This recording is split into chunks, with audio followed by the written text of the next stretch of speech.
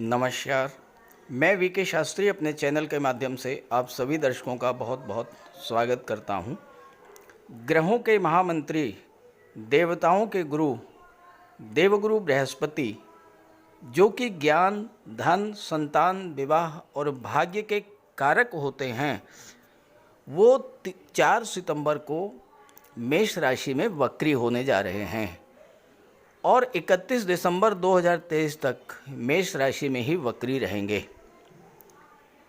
देखिए, वक्री शब्द सुनते ही एक आम धारणा ये बनती है कि वक्री ग्रह जो है वो उल्टी दिशा में गतिमान हो जाता है, लेकिन ऐसा बिल्कुल भी नहीं है। जब कोई ग्रह वक्री होता है तो उसकी चाल सामान्य चाल से धीमी हो जाती है और पृथ्वी से देखने पर ऐसा लगता है कि ग्रह जो है वो उल्टी दिशा में चल रहा है। वक्री अवस्था में किसी भी ग्रह की स्पीड तो कम हो जाती है, लेकिन उसे चेष्टा बल प्राप्त हो जाता है, यानी ग्रह की फल प्रदान करने की जो क्षमता है वो 3 गुना तक बढ़ जाती है। और इसके अलावा वक्री ग्रह जो होता है वो एक भाव पीछे का भी फल देने लगता है। देवगुरु बृहस्पति को ज्योतिष शास्त्र में सर्वाधिक शुभ ग्रह की संज्ञा दी गई है और इसीलिए देवगुरु के वक्री अवस्था में गतिमान होने के ये 118 दिन, लगभग 4 माह, ये आपके लिए बहुत ही महत्वपूर्ण होने जा रहे हैं। तो गुरु के वक्री होने का धनु राशि के जातकों के जीवन पर क्या प्रभाव पड़ेगा, इसी का विश्लेषण करेंगे इस वीडियो में। ये विश्लेषण आपकी चंद्र राशि के आधार पर किया जा रहा है और वीडियो के अंत में मैं आपको देवगुरु के उपाय भी बताऊंगा। तो ये है धनु राशि के जातकों की कुंडली।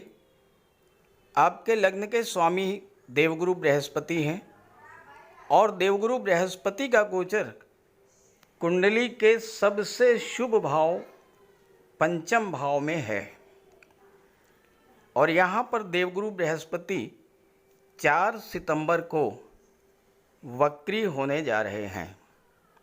यहाँ राहु भी हैं, लेकिन राहु का कोई विशेष प्रभाव नहीं है, क्योंकि राहु अंश बल से कमज़ोर हो चुके हैं और 30 अक्टूबर को राशि परिवर्तन करके चौथे भाव में चले जाएंगे। अब जब देवगुरु वक्री होंगे तो एक तो चेष्टा बल प्राप्त होगा, देवगुरु की फल प्रदान करने की क्षमता में कई गुना की वृद्धि हो जाएगी और इसके अलावा एक भाव पीछे का यानी चौथे भाव का भी फल आपको प्रदान करेंगे। देखिए, कुंडली का पहला भाव, 5वां भाव और 9वां भाव जो है, इसे धर्म त्रिकोण कहते हैं और धर्म त्रिकोण में जब देवगुरु का गोचर होता है तो देवगुरु आपको धर्म की ओर मोड़ देते हैं, धर्म अध्यात्म में आपकी रुचि को बढ़ा देते हैं और देवगुरु के प्रभाव से भाग्य का भी पूरा पूरा साथ आपको मिलता है। ऐसे जातक जिनके धर्म त्रिकोण में गुरु का गोचर है परम भाग्यशाली होते हैं, भाग्य का पूरा पूरा साथ मिलता है और ऐसे जातक धर्म और अध्यात्म में बहुत ज़्यादा रुचि रखते हैं, ईश्वर में बहुत ज़्यादा उनकी आस्था होती है और इसका बहुत बड़ा लाभ उनको मिलता है जीवन में। और देवगुरु 4 सितंबर से 31 दिसंबर तक ठीक यही करने जा रहे हैं। लग्न भाव और भाग्य भाव और पंचम भाव, ये तीनों ही भाव कुंडली के सबसे शुभ भाव माने जाते हैं और पंचम भाव तो सबसे शुभ माना जाता है, क्योंकि पंचम भाव जो है वो संतान का होता है, शिक्षा का होता है। पंचम भाव आपके पूर्व संचित कर्मों का होता है और पंचम भाव में देवगुरु अति विशिष्ट कारक होते हैं। आपकी राशि के स्वामी और चौथे भाव के स्वामी पंचम भाव में गोचर कर रहे हैं और भाग्य के भाव से संबंध बना रहे हैं। तो इस समय क्या होगा कि गुरु आपके पूर्व संचित कर्मों को जागृत करेंगे, और जब आपको पूर्व संचित कर्मों का लाभ मिलना शुरू हो जाएगा तो चूंकि भाग्य भाव से भी संबंध बन रहा है, गुरु की दृष्टि भी पड़ रही है और गुरु से त्रिकोण पर भी है भाग्य भाव, और सबसे बड़ी बात गुरु के मित्र राशि सूर्य की राशि पर गुरु की दृष्टि पड़ रही है, तो भाग्य का पूरा सपोर्ट मिलेगा।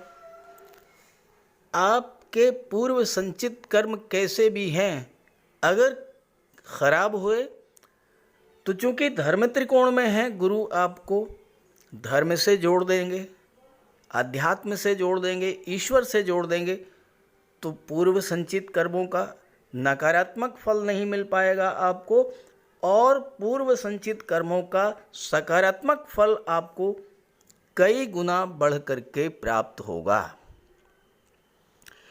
पंचम भाव आपके इष्ट देव का होता है, और इस पूरे गोचर काल में 4 सितंबर से 31 दिसंबर तक अगर आप अपने इष्ट देव को मन से याद करेंगे तो कैसी भी परेशानी हो, देवगुरु उससे आपको बाहर निकाल लेंगे।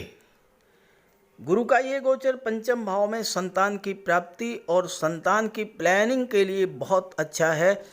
इस गोचर काल में अगर संतान की प्राप्ति होती है तो वो संतान बिल्कुल यही कुंडली लेकर के जन्म लेगी, परम भाग्यशाली होगी वो संतान, और उसके जन्म लेते ही आपकी भी भाग्योन्नति हो जाएगी, क्योंकि गुरु भाग्य के कारक भी हैं और भाग्य भाव पर दृष्टि डाल रहे हैं, भाग्य भाव से त्रिकोण पर हैं, तो बहुत अच्छा रिजल्ट मिलेगा आपको। अब यहाँ पर चौथे भाव के स्वामी होकर के भाग्य भाव पर दृष्टि डालेंगे और लाभ के भाव पर दृष्टि डालेंगे 11वें भाव पर, तो 11वें का चौथे का संबंध गुरु से बन गया, नवम का तो संबंध बन ही रहा है, तो भाग्य इस समय आपका पूरा साथ देगा। चौथे भाव की चीज़ों का आपको लाभ प्राप्त होना शुरू हो जाएगा। पिछले 4.5 माह में गुरु राहु के चांडाल योग के कारण घर परिवार में किसी तरह की तनाव की स्थिति बनी थी, किसी तरह का कोई प्रॉपर्टी का विवाद उत्पन्न हुआ था। आपकी मानसिक शांति इस विवाद के कारण समाप्त हो गई थी, वो चीज़ें समाप्त होना शुरू हो जाएंगी। प्रॉपर्टी विवाद भी सुलझेगा, मानसिक चिंताओं से आप बाहर आ जाएंगे, और माता के स्वास्थ्य को लेकर अगर कोई चिंता थी वो भी दूर होगी, और भूमि भवन प्रॉपर्टी मकान वाहन ये सब क्रय करने की अगर आपकी इच्छा थी तो वो इच्छा भी आपके इस गोचर काल में पूरी होने जा रही है, क्योंकि गुरु की दृष्टि लाभ के भाव पर पड़ रही है। गुरु जिस भाव पर दृष्टि डालते हैं उस भाव को अमृत के समान दृष्टि होती है गुरु की, उस भाव को, उसके प्रभाव को बहुत अधिक बढ़ा देते हैं। तो यहाँ वक्री अवस्था में आपको मिलने वाले लाभों में कई गुना वृद्धि कर देंगे। धन का लाभ है, शिक्षा का लाभ है, और चूंकि पंचम भाव लव रिलेशंस का होता है तो लव रिलेशंस का भी आपको लाभ मिलेगा। इस समय रिलेशंस में बहुत गहराई, एक नई ऊष्मा देखने को मिलेगी। आपका लगाव अपने लव पार्टनर से इतना अधिक बढ़ेगा कि हर हाल में आप अपने रिलेशंस को मैरिज में कन्वर्ट करके ही मानेंगे। लव मैरिज के लिए ये योग बहुत अच्छा है, क्योंकि सप्तम के स्वामी बुध हैं और बुध भी अत्यंत शुभ ग्रह माने जाते हैं, और सप्तम भाव में जब भी शुभ ग्रह का गोचर हो, शुभ ग्रह की दृष्टि पड़े, या शुभ ग्रह उसका स्वामी बने तो उस स्थिति में विवाह के प्रबल योग बनते हैं। तो आपके रिलेशंस मैरिज में कन्वर्ट होंगे। 4 दिसंबर से 31 दिसंबर के बीच इस बात की प्रबल संभावना बन रही है। गुरु की दृष्टि लाभ के भाव पर पड़ेगी। अनायास अचानक से धन की प्राप्ति होगी।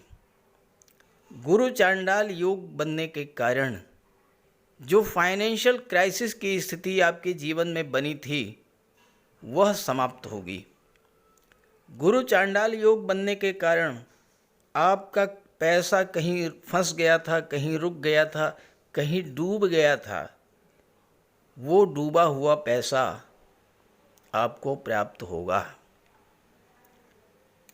गुरु की दृष्टि लाभ के भाव पर इतना प्रभावी होगी कि आपको तो लाभ होगा ही, आपके भाई बहनों और मित्रों को भी लाभ देने वाला होगा ये गोचर, क्योंकि गुरु 3 गुना अधिक बलवान स्थिति में हैं। चेष्टा बल प्राप्त है, 3 गुना अधिक फल देने की स्थिति में हैं। गुरु आपके लग्न के स्वामी हैं और चौथे भाव के स्वामी हैं। लग्न भाव आपका व्यक्तित्व होता है। गुरु आपकी महत्वाकांक्षा को बढ़ा देंगे।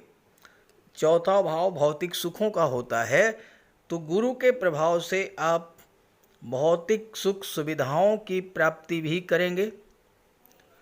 और सबसे बड़ी बात यह है कि अगर आपके पास भौतिक सुख सुविधा के सभी साधन हैं, लेकिन इसके बावजूद अगर आप उनका सुख नहीं ले पा रहे थे, तो अब गुरु के वक्री होने के बाद भौतिक सुख सुविधाओं का साधन जो था उसका आप सुख ले पाएंगे। मानसिक शांति की प्राप्ति होगी और घर परिवार में प्रेम सौहार्द का वातावरण भी बनेगा। भाग्य भाव पर दृष्टि है। भाग्य भाव से त्रिकोण पर हैं और गुरु भाग्य के कारक हैं, तो भाग्य का पूरा साथ मिलेगा। आपके जितने भी रुके हुए काम थे वो इस गोचर काल में पूरे होंगे। नए कार्यों की शुरुआत भी आप कर सकते हैं। पंचम भाव धर्म, अध्यात्म, तीर्थयात्रा, देवदर्शन, उच्च शिक्षा, पिता, इन सब का होता है। इस गोचर काल में आप कहीं तीर्थयात्रा पर या देवदर्शन के लिए जाएंगे और साथ ही साथ अगर आपने एक बार भी गंगा स्नान कर लिया तो गुरु का पूरा फल आपको प्राप्त होगा। बस आपको ध्यान ये रखना है कि माता पिता वृद्धजनों का, गुरु का पूरा सम्मान करें, उनका आशीर्वाद प्राप्त करें। उनके आशीर्वाद से ही आप जीवन में उन्नति करेंगे। ध्यान रहे भूल करके भी माता पिता, गुरु और वृद्धजनों का अपमान न करें, उन्हें किसी तरह का कष्ट न दें। जितना हो सके उनकी मदद करें, उनकी सेवा करें, उनका सम्मान करें। इस तरह से ये जो गुरु का गोचर है और गुरु का वक्री होना, ये आपके लिए धर्म त्रिकोण में होने के कारण हर तरह से आपको धर्म अध्यात्म से जोड़ने वाला होगा। और धनु राशि के जातकों की तो स्वाभाविक नैसर्गिक रुचि होती है धर्म और अध्यात्म में, और अगर आप धर्म अध्यात्म से जुड़ेंगे, साथ ही साथ देवगुरु बृहस्पति के कुछ सामान्य से उपाय ऐसे हैं जो आप लगातार करते रह सकते हैं। करना क्या है कि स्नान करते समय पानी में आधा चम्मच हल्दी डाल के स्नान कर लीजिए और मस्तक पर हल्दी या केसर का तिलक लगाइए। गुरुवार के दिन पीले रंग का वस्त्र धारण करिए। और कुछ उपाय और हैं जो मैं आपको बताने चल रहा हूँ, वो उपाय करते रहिए। देखिए ये 4 महीने आपके लिए वरदान सिद्ध होंगे। तो बात करते हैं उपायों पर। कुंडली में देवगुरु बृहस्पति का बहुत ही महत्वपूर्ण स्थान है, क्योंकि देवगुरु कुंडली के पंचम और नवम भाव के कारक होते हैं। पंचम भाव से संतान का विचार किया जाता है, शिक्षा का विचार किया जाता है, और नवम भाव से भाग्य का विचार किया जाता है। गुरु ग्रह भाग्य के लिए जिम्मेदार माने जाते हैं और किसी भी कार्य की सफलता के लिए देवगुरु का मजबूत होना बहुत ज़रूरी है। जब कुंडली में देवगुरु मजबूत होते हैं तो भाग्य का साथ मिलता है, जिस काम में हाथ डालते हैं वो सफल होता है, विवाह समय से होता है, शिक्षा अच्छी मिलती है, गुरु की कृपा रहती है, धन की प्राप्ति होती है। तो देवगुरु के लिए कुछ उपाय बताने जा रहा हूँ, उपाय ज़रूर कीजिएगा। अगर आपकी जन्म कुंडली में गुरु कमज़ोर स्थिति में है तो आपको गुरुवार का व्रत करना चाहिए। स्नान करते समय जल में आधा चम्मच हल्दी डालकर स्नान करें। स्नान के बाद पीले रंग के वस्त्र धारण करें और साथ ही साथ केसर या हल्दी का तिलक लगाएं और गुरुवार के दिन भगवान विष्णु की उपासना करें। घर में केले का एक वृक्ष लगा लें, उसकी पूजा करें, उसकी सेवा करें। भोजन में चने के बेसन, चीनी और घी से बने लड्डू का सेवन करें और अपनी क्षमता के अनुसार पीले वस्त्र, हल्दी, शहद, धार्मिक पुस्तकें, इन सब का दान कर सकते हैं। अगर गुरु ग्रह कमज़ोर है तो पुखराज धारण करें, लेकिन इसके लिए किसी योग्य ज्योतिषी की सलाह ले लें। माता पिता, गुरु और बुज़ुर्गों का सम्मान करें, उनकी देखभाल करें और उनका आशीर्वाद प्राप्त करें। साफ सफाई रखें, गुरु की सेवा करें और दही और चावल गरीबों को खिलाएं। किसी गरीब को, किसी दिव्यांग व्यक्ति को भोजन कराएं। किसी वृद्धाश्रम में जाकर के वृद्धों के साथ कुछ समय बिताएं, उनकी समस्याओं को जानें, समझें। कोई ज़रूरी नहीं है कि आप धन से ही सहायता करें, तन और मन से भी आप मदद कर सकते हैं दूसरों की, और ऐसा करने से देवगुरु अत्यंत प्रसन्न होते हैं। और जब देवगुरु बलवान होंगे तो आपको पूरा लाभ मिलेंगे। तो ये उपाय करके देखिएगा, लाभ होगा। कमेंट करके बताइएगा ताकि आपके साथियों को भी इसका लाभ मिल सके। नमस्कार।